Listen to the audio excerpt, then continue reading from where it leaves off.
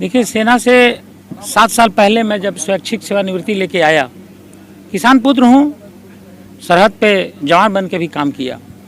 हम जब यहाँ पर आए और अपने अलग अलग जगहों पर किसानों से मिले तो हमें ऐसा लगने लगा, जब भी किसी किसान का बेटी का शादी करना होता तो ज़मीन बेचना पड़ता, बेटा को इंजीनियर डॉक्टर बनाना पड़ा तो उनको भी ज़मीन अपना बेचना पड़ता था। तो मेरे दिमाग में ये बात आई कि आखिर पैदावार कहाँ जा रहा है। तो जैसा कि आपको मालूम है कि पूरे भारतवर्ष में तकरीबन 60% लोग, एग्जैक्ट 58% लोग किसानी करते हैं, लेकिन भारतवर्ष के मात्र 16% जीडीपी में उनका योगदान है। आखिर ऐसा इतनी बड़ी विसंगति क्यों है? तो मैं कहा कि चलो हुसैनाबाद को कार्य क्षेत्र बनाए।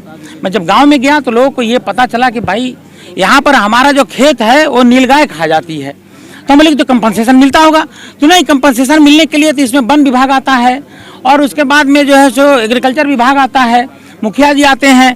तो इतनी जटिल प्रक्रिया है कि इसमें जो है बेचारा अपना आज अरहर का यहाँ पैदावार इतना बढ़िया होता था, मिर्ची का पैदावार इतना बढ़िया होता था, मसूर मूंग होता था, वो सब बंद हो गया। तो हमें लगा कि नहीं, इसके लिए कोई चरणबद्ध आंदोलन करने की आवश्यकता है। उससे भी बड़ी बात ये हो गया कि हाल सर्वे के बाद में जो ऑनलाइन इन लोग जमीन का डिजिटलाइजेशन जो कर रहे थे, उसमें पूरा का पूरा जो है जमीन कुछ झारखंड सरकार के नाम पे कर दिया गया और कुछ रकबा गड़बड़ कर दिया गया।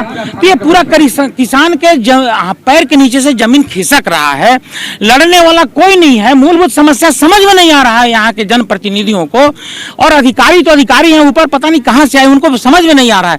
हमने कहा कि 21 मांगों के साथ आज हमने यहाँ पर सभी करीब 3 महीना से मुहिम चला के सभी लोगों को हमने यहाँ बुलाया है कि हम अपनी मांगों को महामहिम राज्यपाल महोदया को नाम से हम यहाँ पर एक ज्ञापन देंगे अपने अनुमंडल पदाधिकारी के माध्यम से।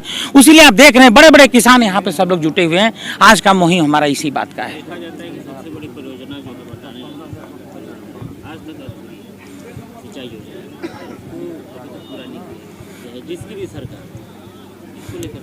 बटाने परियोजना एक बहुत ही महत्वाकांक्षी परियोजना है।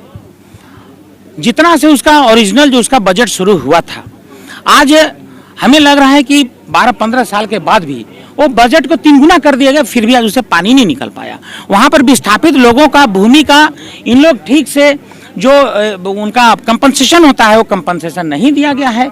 उसके बाद में जो इन लोग उत्तर और दक्षिण के कैनाल जो वहाँ से निकाले हैं उसका सफाई ठीक से नहीं हुआ है। हमारा पूरा जमीन जो बटानी नदी का पानी है वो बह करके बेकार होकर के बिहार में चला जा रहा है।